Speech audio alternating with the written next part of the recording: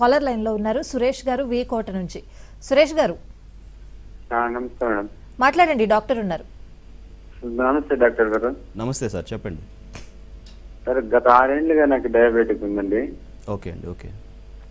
Insulin వాడుతున్న tablets నాయనకర్ అని చెప్పి ఇన్సులిన్ పెట్టారు 3 years నుంచి. Okay sir. Human Actrapid morning afternoon వాడుతున్నాను. Okay sir. నైట్ ల్యాంటస్ వాడుతున్నాను. Okay sir. ఓకే. వాళ్ళు మార్నింగ్ 6 units, మధ్యాహ్నం 6 units, ల్యాంటస్ 12 units ఇచ్చినారు. Okay sir. అది వాడుతూ ఈ మధ్య షుగర్ లో అయిపోతుంది కాబట్టి దాన్ని 2 units వాడుతున్నానండి. ఓకేనండి. ఓకే. దాన్ని అట్లే కంటిన్యూ చేస్తున్నా కూడా అయినా తినే వెంటనే మోషన్స్ అయిపోతుంది. తర్వాత కళ్ళు తిరగడం, చక్కర్లు కొట్టడం, చెమటలు పట్టడం జరుగుతుంది. ఓకే. ఓకే. హాస్పిటల్కి వెళ్ళాలంటే కరోనా వల్ల వెళ్ళడం లేదు. దీనికేమన్నా మీరు ట్రీట్మెంట్ చెప్పగలరు సార్? ఆకలి ఎక్కువ వేస్తుంది, ఎక్కువ తినేస్తున్నాను, వెంటనే బాత్రూమ్ వెళ్ళాల్సి వస్తుంది సార్. అదే సార్. అది సార్ ప్రాబ్లం. మీరు చెప్పాక ఇందాక చెప్పారు కదా, బాడీ వీక్నెస్ అయిపోయింది. అవును. 80 kgs ఉంది, ఇప్పుడు 45 kgs ఉన్నాను sir. Okay. Okay. Okay. Weight loss అయింది. దీనికి ఏదైనా ట్రీట్మెంట్ చెప్పగలరా? Right sir, definitely sir. So ఇది అంటే ఇక్కడ మనం బాగా గుర్తించాల్సిన అవసరం ఏంటంటే, చాలామందికి టైప్ 2 డయాబెటీస్లోనే ఉంటారు.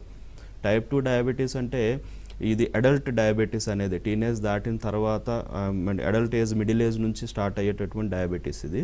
సో వీటిలో ఏంటంటే ముఖ్యంగా ఇన్సులిన్ సెక్రేషన్ జరుగుతుంది కానీ బట్ బాడీకి అది పూర్తిగా యూటిలైజ్ చేసుకునే పరిస్థితిలో బాడీ ఉంటుందండి. దానివల్ల మనం తినే ఫుడ్లో ఉండే గ్లూకోజ్ అనేది క్యారీ అవ్వదు బాడీకి. సో క్యారీ అవునప్పుడు ఆటోమేటిక్గా ఈ సెల్స్ వాటన్నిటికీ కూడాను న్యూట్రిషన్ వెళ్ళదు. న్యూట్రిషన్ వెళ్ళినప్పుడు అక్కడ ఉండే ఫ్యాట్ అనేది కరిగిపోతుంది, అలాగే మజిల్ అనేది గ్రోత్ అనేది ఆగిపోతుంది, తద్వారా వెయిట్ లాస్ అనేది వస్తుంది. అందుకనే మీరు కూడా వెయిట్ అనేది బాగా తక్కువగా ఉన్నారు. ఈవెన్ ఇన్సులిన్ మనం చాలా వరకు బయట నుంచి అంటే టైప్ 2 డయాబెటీస్ అనేది కేవలం చాలా వరకు ట్యాబ్లెట్స్ మీద నడుస్తుంది సార్. బట్ ట్యాబ్లెట్స్ అనేది పనిచేయనటువంటి పరిస్థితిలోకి వెళ్ళిన తర్వాత టైప్ 2 నుంచి టైప్ 1 కూడా మారే అవకాశం అనేది బాడీకి ఉంటుంది. సో అప్పుడు ఇన్సులిన్ బయట నుంచి ఇవ్వాల్సిన అవసరం పడుతుంది అనమాట. సో టైప్ 2 వాళ్ళు కూడా టైప్ 1లోకి మారిపోయే అవకాశం ఉంటుంది. సో అది మీలో కనిపిస్తుంది. సో దీనివల్ల ఏంటి, ఇన్సులిన్ తీసుకుంటున్నా కూడా అది బాడీకి ఒకసారి ఎక్కువ అవ్వచ్చు, లేదంటే ఒక పూట తక్కువ అవ్వచ్చు. దానివల్ల మనకి ఆకలి విధానంలో మార్పులు వస్తాయి, వీక్నెస్ గానే ఎక్కువ కనిపిస్తుంది, షుగర్ లెవెల్స్లో హెచ్చు తగ్గులు బాగా అధికంగా కనిపిస్తూ ఉంటాయి. సో వీటన్నిటి వల్ల మీరు చెప్పే సిమ్టమ్స్ అనేవి ఉన్నాయండి. రెండోది ఏంటంటే, మీరు అధికంగా ఫుడ్ అనేది మనం తీసుకున్నా కూడా ఆకలి అనిపించి డైజెస్టివ్ సిస్టమ్ అనేది పూర్తిగా దాన్ని డైజెస్ట్ చేసుకునే పరిస్థితిలోకి ఉండదండి. సో అందువల్ల ఏమవుతుందంటే లోపల పేగులు ఇరిటేషన్ స్టార్ట్ అయిపోతుంది, మోషన్స్ అనేవి రిపీటెడ్గా అవడం జరుగుతుంది. ఐబిఎస్ కూడా డయాబెటిక్ పేషెంట్స్లో ఐబిఎస్ అనే డిసీజ్ కూడా మనం చూస్తూ ఉంటామండి. సో ఇలాంటి పరిస్థితుల్లో మీ బాడీ అనేది ఉందండి. దీనికి హోమియో చికిత్స ఏంటంటే, ఒకటి ఈ యొక్క అంటే మీరు వాడుతున్నటువంటి కండిషన్ అనేది అబ్జర్వ్ చేసుకొని మీ యొక్క క్రానిసిటీ, డిసీజ్ యొక్క క్రానిసిటీని అబ్జర్వ్ చేసుకొని బాడీ నేచర్ని బట్టి మెడిసిన్ ఇవ్వాల్సిన అవసరం పడుతుంది సార్. అంటే కంప్లీట్ హిస్టరీ కంప్లీట్గా తీసుకొని మీ బాడీకి తగ్గట్టు, ఇప్పుడున్న డిసీజ్ కండిషన్కి తగ్గట్టు హోమియోపతి మందులనే వాడాలండి. డయాబెటీస్ చూసుకుంటే హోమియోలో చాలా రకాల మెడిసిన్స్ చూపిస్తారండి. బట్ మన బాడీకి ఏది కరెక్ట్గా, ఈ స్థితికి ఏది కరెక్ట్గా సూటబుల్గా ఉంటుంది అంటే ఒక 3-4 సంవత్సరాల ముందు స్థితికి ఇప్పుడు స్థితికి మార్పు ఉంటుంది కాబట్టి మెడిసిన్స్లో కూడా చాలా చేంజెస్ జరగాల్సిన అవసరం ఉంటుందండి. సో హోమియోపతి వైద్యం తీసుకుంటే కనుక ఈ సిమ్టమ్స్ అన్నీ మీకు నార్మల్ అవుతాయి, వెయిట్ లాస్ అనేది ఆగిపోతుంది, వెయిట్ చిన్నగా గెయిన్ అయ్యే అవకాశం ఉంటుంది, బాడీ మళ్ళీ వీక్నెస్ నుంచి యాక్టివ్ అవ్వడం అనేది చూస్తామండి. తద్వారా షుగర్ లెవెల్స్ కంట్రోల్ అయినాక మనం ఒకటి గ్రాడ్యువల్గా మెడిసిన్స్ కూడా తగ్గించుకునే అవకాశం అనేది డెఫినెట్లీ ఉంటుంది సార్. నెక్స్ట్ కాలర్ రమణారావు గారు హైదరాబాద్ నుంచి. రమణారావు గారు నమస్కారం మేడం. డాక్టర్ ఉన్నారు, మాట్లాడండి. నమస్కారం సార్ డాక్టర్ గారు. నమస్తే సార్, చెప్పండి సార్. సార్ నేను ఇట్లా ఈసీఎల్ దగ్గర మాట్లాడుతున్నాండి. చెప్పండి సార్. ఇది యాక్చువల్గా సార్ డయాబెటిక్, నా ఏజ్ 77 అండి నాది. Okay sir. ఇప్పుడు నాకు డయాబెటిక్ ఉందో లేదో తెలుసుకోవాలంటే ఫాస్టింగ్ బెటర్ అండి, లేకపోతే పోస్ట్ లంచ్ బెటర్, లేకపోతే ర్యాండమ్ బెటర్, లేకపోతే HbA1c బెటర్ అండి? చెప్పండి తెలియడానికి. యా చెప్తాను సార్. యాక్చువల్గా ఏంటంటే ఈ ఫాస్టింగ్, పోస్ట్ లంచ్ అనేది ఎగ్జాక్ట్గా చేయించాల్సిన అవసరం అనేది ఉంటుంది. ఒకటి అందులో ఉండేటటువంటి లెవెల్స్ని బట్టి అది ఎంత అంటే నార్మల్గా 70 to 110 మధ్యలో మీకు ఫాస్టింగ్ లెవెల్స్ ఉండే, లేకపోతే తిన్నాక 1.5 hour తర్వాత లేదా 2 hours తర్వాత 160 బిలో ఉంటే కనుక పర్వాలేదు, అది షుగర్ లెవెల్ అనేది చెప్పం కాబట్టి డయాబెటీస్ అని చెప్పమండి. ర్యాండమ్ కూడా ఇంచుమించుగా 160 లోపలనే ఉండాలి సార్. మీరు ఎప్పుడు చేయించుకున్నా దీన్ని బట్టి ఉంటుంది. అండ్ వీటితో పాటుగా HbA1c యావరేజ్ బ్లడ్ గ్లూకోజ్ అనేది చేయించుకోండి. లేదు మీకు ఇప్పుడే తెలుసుకోవాలి అనుకుంటే కనుక GTT అనేది ఉంటుంది, గ్లూకోజ్ టాలరెన్స్ టెస్ట్ అనేది. ఇది కూడా ఏ ల్యాబ్లోనైనా చేస్తారు. అది చేసి అందులో మీకు క్లియర్ కట్గా షుగర్ ఉందా లేకపోతే లేదా వచ్చే అవకాశం ఉందా అనేది కూడాను మనకు చాలా వరకు తెలుస్తుంది. కానీ వీటన్నిటితో పాటుగా కొన్ని సిమ్టమ్స్ కూడా మీకు ఉండాలి. ఏజ్ చెప్తున్నారు కాబట్టి డౌట్ అనేది ఉండొచ్చు డెఫినెట్లీ, ఎందుకంటే ఏజ్ పెరుగుతున్న కొద్దీ ఇలాంటి క్రానిక్ డిసీజ్ వచ్చే అవకాశాలు ఉండొచ్చు కాబట్టి. బట్ ఈ రకమైన టెస్టులు చేయించుకుంటే కనుక డౌట్ అనేది క్లియర్ అయిపోతుంది సార్. నెక్స్ట్ కాలర్ హైదరాబాద్ నుంచి హరిత గారు. హరిత గారు, హలో డాక్టర్ సురేష్ గారు ఉన్నారు, మాట్లాడండి. సార్ నమస్తే సార్. నమస్తే అమ్మా, చెప్పండి. సార్ మా వారికి మామూలుగా HbA1c చేపిస్తే 6.2 వచ్చింది సార్. ఓకే అమ్మా. బ్లడ్ షుగర్ చేపిస్తే నార్మల్ గానే వస్తుంది సార్.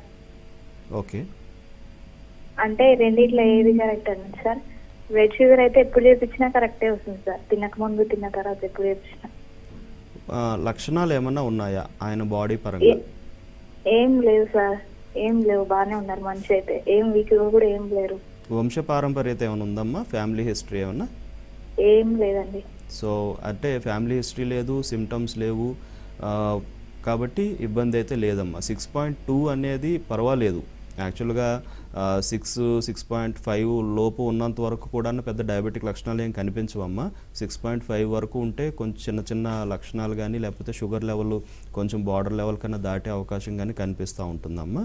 సో కరెక్ట్ ఎగ్జాక్ట్గా ఫాస్టింగ్ పోస్ట్ నుంచి ఎంత ఉందో చూడాలి.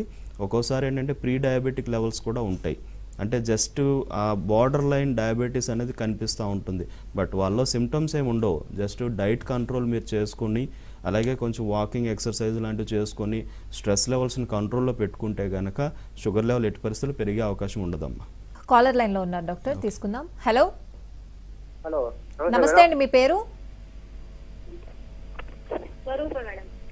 హలో హలో డాక్టర్ ఉన్నారు, మాట్లాడండి. హలో, నా పేరు స్వరూప సార్.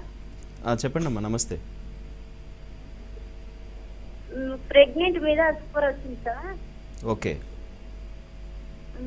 మరి అప్పుడు ప్రెగ్నెంట్ అబార్షన్ అయిపోయింది సార్. ఓకే అమ్మా. మళ్ళా ఇప్పుడు నిలిచింది సార్. ఓకే, ఇప్పుడు 5వ నెల, ఏజ్ ఏమో 21. ఓకే అమ్మా.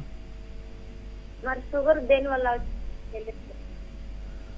యాక్చువల్గా ప్రెగ్నెన్సీ టైంలో షుగర్ బయటపడే విధానం మాత్రం కొంతమందిలో కనిపిస్తుంది. దీన్నే జెస్టేషనల్ డయాబెటీస్ అంటామమ్మా. సో జెస్టేషనల్ డయాబెటీస్ అంటే pregnancy during the pregnancy period మొత్తంలో ఎప్పుడైనా షుగర్ లెవెల్స్ బయటపడవచ్చు. ఎందుకంటే ప్రెగ్నెన్సీ టైంలో చాలా రకాల హార్మోనల్ ఇంబ్యాలెన్సెస్ బాడీలో జరుగుతాయి. హార్మోన్స్లో కొంచెం హెచ్చుతగ్గులు జరగడం కామన్గా ఉంటుంది. కొద్దిమందికి ఏంటంటే జెనెటికల్ టెండెన్సీస్ కూడా కొన్ని ఉంటాయి, అంటే ఫ్యామిలీ పరంగా షుగరు మన ముందు తరాల వరకు ఉండే అవకాశాలు ఉంటాయి. కాబట్టి వాళ్ళల్లో ఈ ప్రెగ్నెన్సీ టైంలో ఇలాంటివి తొందరగా కనిపించే అవకాశం చూస్తాం. కొంతమందికి వంశపారంపర్యత లేని వారికి కూడా కనిపిస్తాయమ్మా. కానీ హార్మోనల్ ఇంబ్యాలెన్స్ అనేది ప్రెగ్నెన్సీ టైంలో కామన్గా జరుగుతుంది. కాబట్టి అలాగే దీనికి తోడు ఎక్కువగా స్ట్రెస్ లెవెల్స్ అనేవి ఎక్కువగా పెట్టుకునే వాళ్ళకి, అంటే ప్రెగ్నెన్సీ వచ్చిన తర్వాత కొంతమంది ఎక్కువగా టెన్షన్ పడడం, యాంగ్జైటీకి లోన్ అవ్వడం, భయానికి లోన్ అవ్వడం ఇలాంటివి, లేదంటే వేరే రకమైనటువంటి బాధలతో ఉండడం ఇలాంటివి జరుగుతూ ఉంటాయి. సో అప్పుడు ఈ షుగర్ లెవెల్ అనేది కనిపించే అవకాశం అనేది ఉంటుంది. కొద్దిమందికి అంటే ఇంతకుముందు పరిస్థితులు ఎలా ఉండేవంటే డెలివరీ తర్వాత చాలామందికి షుగర్ లెవెల్స్ కంట్రోల్ అయిపోతూ ఉండేవి.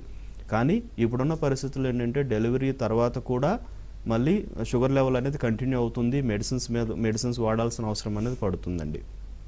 ఇప్పుడు మీకున్న పరిస్థితిని జెస్టేషనల్ డయాబెటీస్ అంటాము. దీనికి కూడా హోమియోలో చాలా మంచి ట్రీట్మెంట్ ఉంది. మీరు ఖచ్చితంగా మందులు వాడితే కనుక కాంప్లికేట్ అవ్వకుండా, ప్రెగ్నెన్సీ కూడా ఇబ్బంది లేకుండా పూర్తిగా నార్మల్ అంటే కంప్లీట్గా మందులు వాడుకుంటే కనుక ఎటువంటి ఇబ్బంది లేకుండా ఉంటుందమ్మా.